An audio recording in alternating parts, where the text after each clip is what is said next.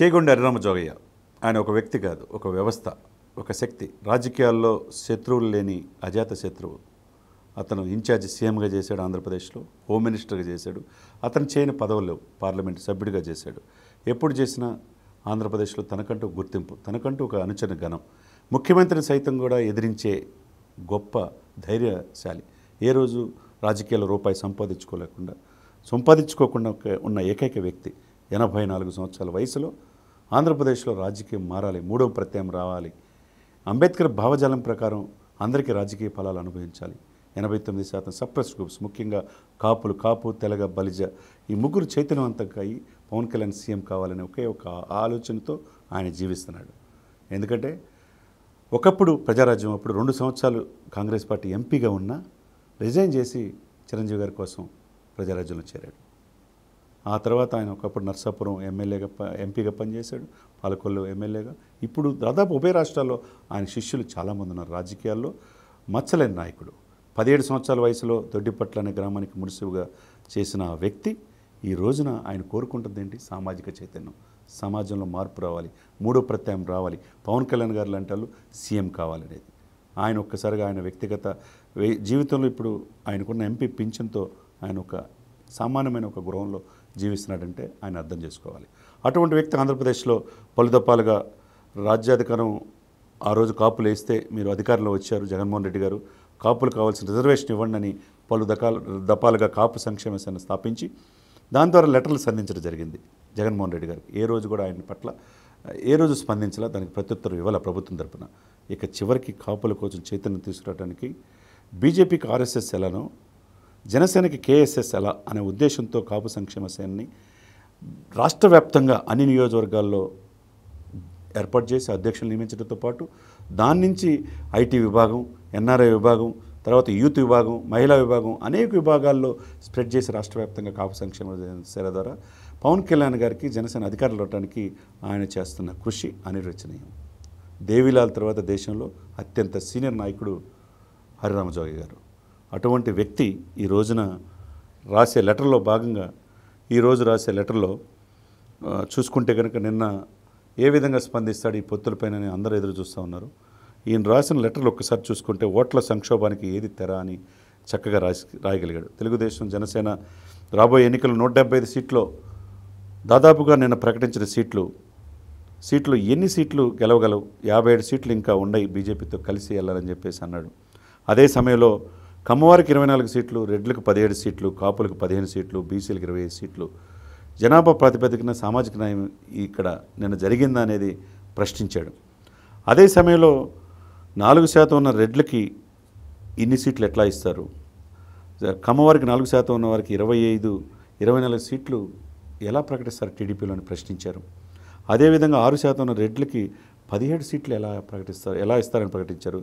కాపులు 25% ఉంటే 15 సీట్లేనా అని ప్రశ్నించాడు. అదేవిధంగా బీసీలు 52% ఉంటే 25 సీట్లు ఇవ్వటం ఏందని ప్రశ్నించాడు. ఈ ప్రశ్నలకు అన్ని సమాధానం చెప్పాల్సిన బాధ్యత టీడీపీ పార్టీకి ఉన్నది, ముఖ్యంగా చంద్రబాబు నాయుడు గారికి ఉన్నది.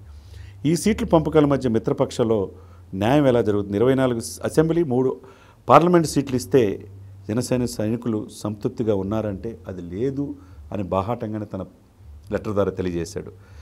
ఆ తృప్తిపరచాలంటే ఎలా చేయాలనేది నెక్స్ట్ స్టెప్లో వెళ్తే ఈ సీట్ల పంపకాలు తెలుగుదేశం ఇవ్వటం, చేయిజాచి జనసేన తీసుకోవటం ఏంటని ప్రశ్నించాడు. వీరు యాశించే స్థాయి నుంచి శాసించే స్థాయికి రమ్మన్నప్పుడు మనం ఒక్క చోట సీట్లు తీసుకోవటం ఏంటి, ఆయన ఇచ్చేది ఏంది, మనం తీసుకునేది ఏంది అని ప్రశ్నించడం ఈరోజు చర్చనీయాంశమైంది. అదేవిధంగా పవన్ కళ్యాణ్ లేకుండా టీడీపీ ఉన్నదా ఇప్పుడు అనేది ప్రశ్న అనేది తీసుకొచ్చాడు. అదే సమయంలో 50 నుంచి 60 సీట్ల పైన గెలిచే అవకాశం ఉన్నప్పుడు ఎందుకు 24 సీట్లకు ఒప్పుకున్నారు అని పవన్ కళ్యాణ్ డైరెక్ట్గా ప్రశ్నించడం ఇప్పుడు చర్చనీయాంశమైంది. ఇకపోతే బలమైన అభ్యర్థులు ఆధారంగా 24 ఎంపిక చేశారంటున్నారు. ఎంత పవన్ కళ్యాణ్ గారు ఎందుకు అంత తక్కువగా అంచనా వేస్తున్నారు? తనకున్న ఓటు బ్యాంక్ 6.9% 2019లో వచ్చినప్పుడు ఇప్పుడు అక్కడ ఆగిపోయిందా అంటే లేదు. అసలు టీడీపీ చేయాల్సిన పాత్ర కూడా ఆంధ్రప్రదేశ్లో ప్రతిపక్షంలాగా ప్రశ్నించింది పవన్ కళ్యాణే. క్షేత్రస్థాయిలో ప్రజల్లో వెళ్ళింది పవన్ కళ్యాణ్ గారే. ఎక్కడ కౌలు రైతులు కావచ్చు, ఎక్కడ ఉద్దానం బాధితులు కావచ్చు, కిడ్నీ బాధితులు కావచ్చు, భవన కార్మికుల కోసం కావచ్చు, మత్స్యకారులు కావచ్చు, ఇలా అనేక సమస్యలు పరిష్కరించినప్పుడు బలాన ప్రతిపక్షం ఉన్నప్పుడు, ప్రతిపక్ష నాయకుడే జైల్లో ఉన్నప్పుడు అన్కండిషనల్గా చేసిన ఆ వ్యక్తికి బలం లేదా? 6.9 నుంచి వారాహి యాత్ర ద్వారా సెప్టెంబర్ నుంచి జనవరి వరకు ప్రజల్లో నిత్యం 65 రోజులు ఉన్న ఆ వ్యక్తికి 16 నుంచి 18% ఓటు బ్యాంక్ పెరిగింది కదా. పెరిగినప్పుడు ఎందుకని 24 సీట్లకి ఒప్పుకున్నారు అనేది అక్కడ ప్రశ్న. ఇదే సమయంలో ఆయన ఇంకో ప్రశ్న, తన అధినేత పవన్ కళ్యాణ్ గారు కనీసం 2.5 సంవత్సరాలైన ముఖ్యమంత్రిగా చూడాలన్నది, జనసేన సీట్లు తక్కువ వచ్చినా కానీ అధికారులు రావాల్సిన ఉన్నదని వాళ్ళ ఆవేదన ఉన్నది. అధికారం చేజెక్కించుకోకుండా పవన్ కళ్యాణ్ గారు కళ్ళగంటున్న రామరాజ్యం స్థాపించలేమన్నది వారికి ఉన్న భయం. పవన్ కళ్యాణ్ లేకుండా తమందరం కోరుకున్న నీతివంతమైన పరిపాలన సాగదేమో అనేది వారి ఆందోళన. వైఎస్ఆర్సీపీ పార్టీ దుష్పరిపాలన నుంచి అంతం కావాలంటే పవన్ కళ్యాణ్ గారి లక్ష్యం నెరవేర్చడానికి జన సైనికులు ఎల్లప్పుడూ సిద్ధమే. ఆయన మాటలో నడవడానికి సిద్ధంగా ఉన్నారు. జనసేన ఓట్లు సవ్యంగా ట్రాన్స్ఫర్ కాకుండా తెలుగుదేశం నెగ్గలేదనేది 100% 2019 ఎలక్షన్సే దానికి ఉదాహరణ. ఇకపోతే ఆయన జన సైనికులు సంతృప్తి పరచకుండా వైఎస్ఆర్సీపీ పార్టీని ఎలా ఓడించగలుగుతామనేది ఈ కూటమి నాయకులకు నమ్ముకున్నారు. ఎందుకు నమ్ముకున్నారో తెలియట్లేదని అన్నాడు. ఇకపోతే ఫైనల్గా జన సైనికులకు కావాల్సింది కేవలం ఎన్ని ఎమ్మెల్యే పదవులు దక్కించుకున్నామన్నది కాదు, పవన్ కళ్యాణ్ పరిపాలన అధికారం చేపట్టడం. పొత్తు ధర్మంలో భాగంగా పవన్ కళ్యాణ్ గారికి 2.5 సంవత్సరాలు ముఖ్యమంత్రి పదవి దక్కాలి అనేదే వాళ్ళ ఆలోచన. చెరిసగం మంత్రి పదవులు దక్కాలి. ఈ పదవులు అన్ని చెరిసగం పంచుకోగలిగినప్పుడే తెలుగుదేశం అధినేత చంద్రబాబు నాయుడు గారి నోటి వెంట స్వయంగా ప్రకటన చేయాలి. ఏం ప్రకటన చేయాలి? చంద్రబాబు నాతో పాటు పవన్ కళ్యాణ్ గారు కూడా పౌరుషానికి 2.5 సంవత్సరాలు ముఖ్యమంత్రిగా ఉంటాడు, ఏ పదవులైనా చెరిసగం చేసుకుంటామనే మాట పవన్ కళ్యాణ్ పట్ల, జనసేన పార్టీ పట్ల చంద్రబాబు నాయుడు నోటి నుంచి రావాలనేదే జోగయ్య గారి ఆలోచన. సీట్లు ఎన్ని కేటాయించే ప్రసక్తి లేకుండా ఈ రకమైన ప్రకటన విడుదలైతే జన సైనికులందరూ సంతృప్తి పడి అవకాశం ఉన్నది. ఈ సంక్షోభానికి ఇదే మాత్ర అనేది స్పష్టంగా జోగయ్య గారు చెప్పగలిగాడు. అంటే ఏంటంటే ఓటు ట్రాన్స్ఫర్మేషన్ జరగాలంటే సీట్లు ఇప్పుడు వేయలేకపోయారు, పక్కన పెడదాం. ఈ పొత్తు పొడవాలి. ఎడుదిరిగి మోదీ గారి ఆశీస్సులు పవన్ కళ్యాణ్ గారికి ఉన్నాయి. అతని వెనక బలమైన సమాజ వర్గాలు ఉన్నాయి.